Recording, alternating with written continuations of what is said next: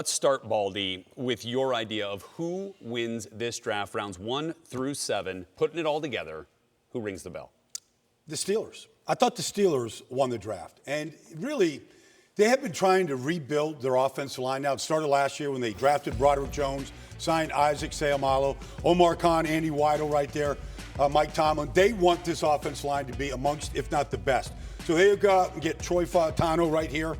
They go out and draft Zach Frazier. They went right down the highway right there to West Virginia to get Zach Frazier, their center of the future right there. You just heard, just talking about the history of the centers. Roman Wilson, Peyton Wilson. Love it. I thought they got the best linebacker. I thought they got the best center. I thought they got one of the best offensive linemen in Fautano. I really thought the Steelers helped themselves out. Incredible draft. What about you, Cynthia? I'm just going to take the low-hanging fruit here because I think because we already knew who they were picking, maybe the Bears are getting overlooked as a team that really improved and changed their fate. Not only did they get Caleb Williams, surprise, they surprised everyone. No, wait. But they also added Rome Odunze, and that was at 9. They didn't have to change anything around. They got the 2 guys they were targeting. They got the Yale tackle. I'm scared to say his name. It's been a long day, but we're going. They even added a punter. Thank you. Okay. Amagaji, yeah. But I like Austin Booker, too. So trading back in to get the right edge rusher at the 5th round pick at a nice value for them.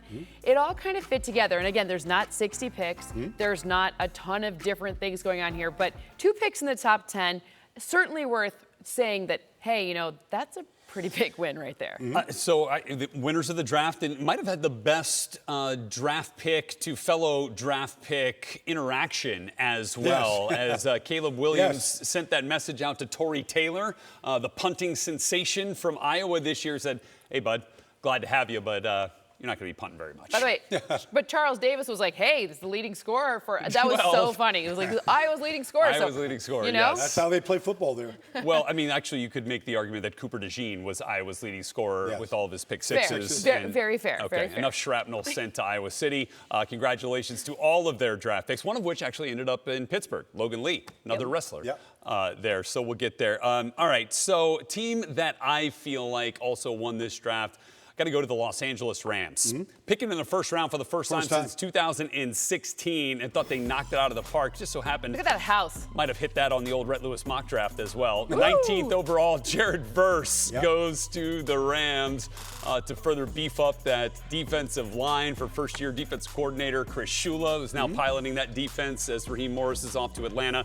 And then they go back and get his teammate. They play next to each other right there at Florida State. Both of which transferred into Florida State from lesser levels of competition and absolutely excelled. And then they got a guy, just scores touchdowns like Blake crazy. Corum, and Blake Corum, right? And so we'll share some time with Kyron Williams. Got Ronnie Rivers there. I mean, they've got some depth that they beefed up there with some of those picks, and then some big top-end talent, certainly along the defensive front. I loved how that worked out, Paul. No, you lose Aaron Donald. Last year I thought they struck gold with Kobe Turner along with Byron Young, and now you add Verse and you add Fisk. I think they've rebuilt the front.